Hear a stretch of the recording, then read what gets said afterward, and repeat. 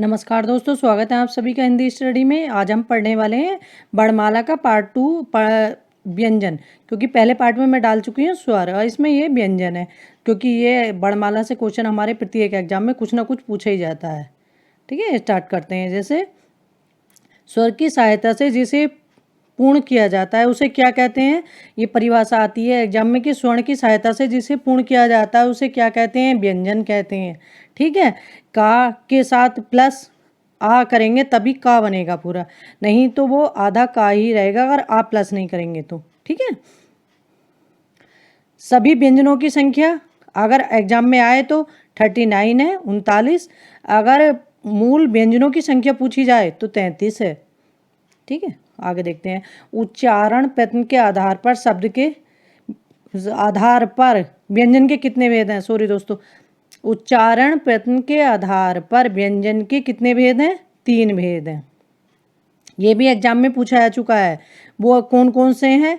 स्पर्श व्यंजन, स्पर्श व्यंजन में कितने होते हैं, 25। स्पर्श व्यंजन हमारे कितने होते हैं, 25। का, खा, गा, घा, णा, चा, छा, जा, झा, या, टा, ठा, डा, ढा, णा, ता, था, दा, धा, ना, पा, फा, बा, भा, मा।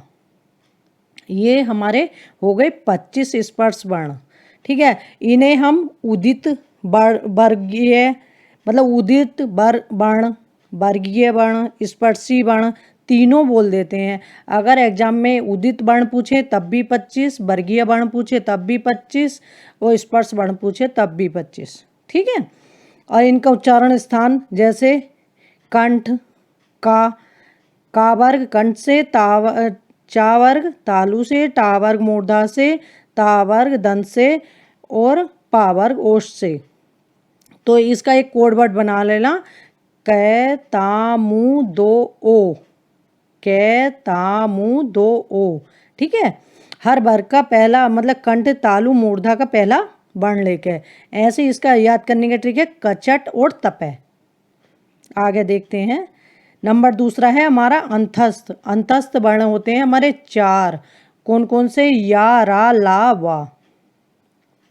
या जो हमारा व्यंजन है ये हमारा बना है ई प्लस आ, तो ये हमारा किससे बना है, ई प्लस आ या। री प्लस आ रा, रे प्लस आ ला, ऊ प्लस आ बा।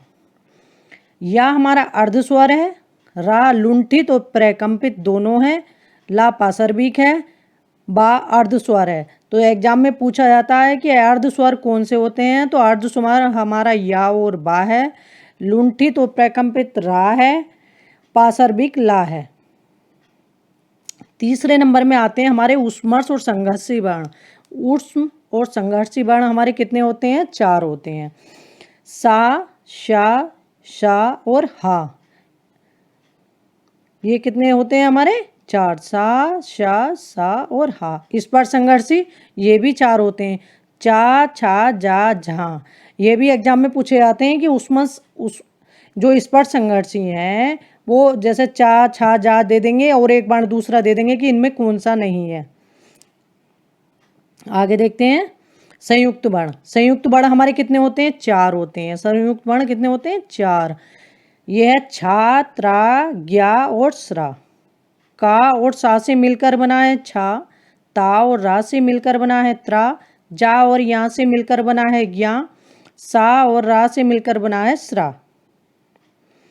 एक हमारे आगे हैं, इन्हें ताड़नजात, उच्छिप्त, द्विगुण और उत्सृप्त व्यंजन डा और ला को कहते हैं। किसे कहते हैं, डा और ला को। उच्छिप्त आएगा तब भी यही होंगे, ताड़नजात आएगा तब भी यही होंगे, द्विगुण आएगा तब भी यही होंगे और उत्सृप्त होगा तब भी यही व्यंजन होंगे, डा और ला, ला और ला। आगत व्यंजन। आगत व्यंजन वो होते हैं जो दूसरी भाषा से अपनी भाषा में आए हुए होते हैं। ये आगत व्यंजन ये हमारे फारसी भाषा के शब्द हैं, जैसे का, खा, जा और फा, जैसे बाजार लिखते हैं ये शब्द है ना, ये हमारे आगत व्यंजन है। प्राण तत्व के आधार पर व्यंजन दो, व्यंजन के कितने भेद हैं? दो भेद हैं। प्राण तत्व के आधार पर व्यंजन के दो भेद होते हैं, अल्प प्राण और महाप्राण।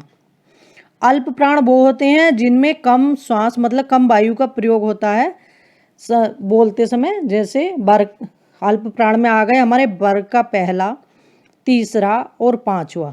पहला, तीसरा और पांचवा, या, रा, ला, वा और सभी स्वर हमारे क्या हैं? अल्प प्राण। अल्प प्राण हमारे कौन से हैं?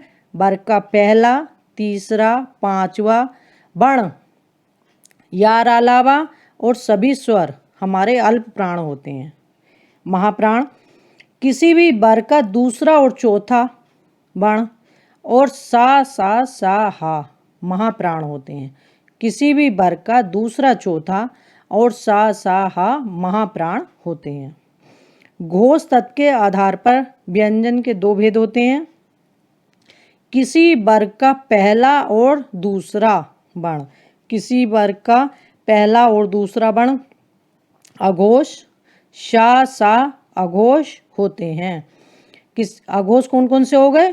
किसी भी वर्ग का पहला और दूसरा वर्ण शा, शा, सा अघोष वर्ण होते हैं।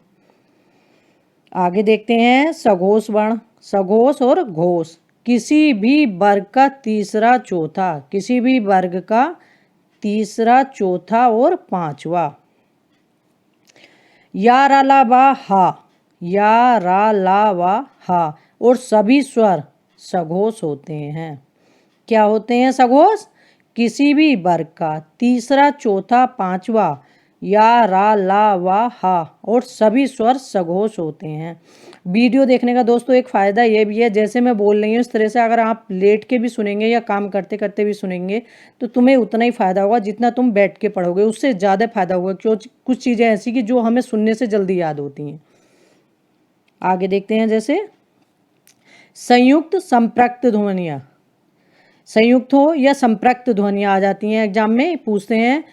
तो संपृक्त ध्वनियाँ कौन सी होती हैं? यह ध्वनि दो व्यंजनों से संयुक्त होकर बननी होती हैं, वो हमारी संपृक्त ध्वनियाँ या संयुक्त ध्वनियाँ होती हैं। जैसे बक्ता, रक्त, संबल आदि। अर्थात जहाँ दो भिन्न व्यंजन मिलकर एक नया रूप ग्रहण करते हैं, समझ गए? वो हमारी क्या होते हैं? संयुक्त या संपृक्त। एग्जाम्पल से ही तुम्हें पता चल जाएगा, जैसे बक्ता, रक्त, संबल, इस तरह के जो मतलब शब्द आएंगे तो उन शब्दों से ये हमारे संयुक्त शब्द हैं। आगे देखते हैं युग्मक द्वित। एक ध्वनि का द्वित हो जाने पर, जैसे एक ध्वनि का द्वित मतलब एक वर्ण का हमारा दो बार आना, जैसे कच्चा, पक्का, बच्चा, दिल्ली आदि। पांचवा अक्षर अनुनासिक। पांचवा अक्षर हमारा क्या होता है? अनुनासिक। ला, ड़ा, या, ना और मा। इनकी जगह श्याम सुंदर दास जी ने क्या कहा है? इनकी जगह श्याम सुंदर दास जी ने क्या कहा है कि अनुस्वार का प्रयोग करना चाहिए हमें हिंदी में। आगे देखते हैं स्वर हमेशा व्यंजन के बाद आते हैं। ये क्वेश्चन भी पूछा गया है एग्जाम में कि स्वर कब आते हैं? व्यंजन से पहले, व्यंजन से बाद में। स्वर हमेशा व्यंजन से बाद में ही आते हैं। भाषा निर्माण की इकाइयों का सही अनुक्रम है ध्वनि, शब्द, पद और वाक्य। ध्वनि, शब्द, पद और वाक्य, ये भी एग्जाम में पूछते हैं। पुनरुक्त शब्द युग्म। पुनरुक्त शब्द युग्म कौन से होते हैं? एक शब्द की एक से अधिक बार आवृत्ति। एक शब्द है और उसकी एक से अधिक बार आवृत्ति हो रही है तो वहाँ कौन सा हो गया? पुनरुक्त शब्द युग्म। जैसे जहाँ जहाँ, धीरे धीरे, चल चल आदि। आगे देखते हैं। ये मैंने शॉर्ट में वर्णों का उच्चारण स्थान लिखा, इसे याद करोगे तो आसानी से तुम्हें स्वर, व्यंजन किसी का भी उच्चारण याद करने की आवश्यकता नहीं पड़ेगी। आसानी से ये सूत्र याद कर लोगे तो इसमें सभी आ जाएंगे। जैसे अकु, विसर्जनियाना, कंठा। तो मतलब ये जो वर्ण हैं सारे ये किससे बोले जाते हैं? कंठ से। तो अब हम देख लेते हैं कौन से। आ हो गए और कऊ, कू का मतलब का वर्ग, कू का मतलब हो गया का वर्ग, हा का मतलब हो गया हा और विसर्जनियाना विसर्ग। तो इससे कौन कौन से वर्ण बोले जाते हैं? अकु, विसर्जनियाना, कंठा, इनसे बोले जाते हैं आ और का वर्ग, हा और विसर्ग। ऐसे दूसरा है हमारा इचु यसा नाम तालु। इचु यसा नाम तालु, इससे बोलेंगे हम ई, चा वर्ग, या और बड़ा सा, ये हमारा बोला जाएगा तालु से। ऋतु रसाणाम मूर्धा, रिरी और टा वर्ग, तो ये हमारा किससे बोला जाएगा? मूर्धा से, रा और सा, शा षटकोण वाला मूर्धा। आगे देखते रहे ऋतु लसानाम दंता, ला और ता वर्ग, इससे हमारा हो गया ला और ता वर्ग और प्लस हमारा सा, लेतु लसानाम दंता। ये पूछते हैं ना एग्जाम में कि जैसे षटकोण वाला सा दे देंगे, ये कहाँ से बोला जाता है? तो ये सबसे आसान ट्रिक है, ये सारे तुम्हारे इसमें स्वर व्यंजन सब आसानी से याद हो जाएंगे कि इसके सूत्र अगर तुमने याद कर लिए तो आसानी से सब याद हो जाएंगे। अब जैसे छोटा सा है इसे दंत से बोलते हैं, षटकोण वाला सा है इसे मूर्धा से बोलते हैं, बड़ा सा है इसे तालु से बोलते हैं। आगे देखते हैं जैसे उपबुध मानियाना ओष्ठा, उ और पा वर्ग, उ और पा वर्ग हमारे कहाँ से बोले जाते हैं? ओष्ठ से। एम णम नाना नासिका च, यम णम नाना याशिका च, तो इससे वर्ग के पांचवें अक्षर बोला जाता है, या मा णा ना, वर्ग के पांचवा अक्षर। ए दे तो कंठ तालु, ए दे तो कंठ तालु, ए हमारे कहाँ से बोले जाते हैं? कंठ तालु से। ए हमारे कहाँ से बोले जाते हैं? कंठ तालु से। ओ दो तो कंठ ओष्ठ है, ओ हमारे कहाँ से बोले जाते हैं? कंठ और ओष्ठ से। बा बकारस्य दंत ओष्ठ है, बकारस्य दंत ओष्ठ है, दांत और ओष्ठ की सहायता से हमारा बा बोला जाता है। ठीक है दोस्तों, ये आसानी से समझ में आ गए होंगे। मैं समझती हूँ कि वर्णमाला बहुत आसान तरीके से मैंने तुम्हें समझाने की कोशिश करी है, और जितना कुछ एग्जाम में आता है मैंने सब इसमें ऐड कर दिया है। थैंक यू दोस्तों।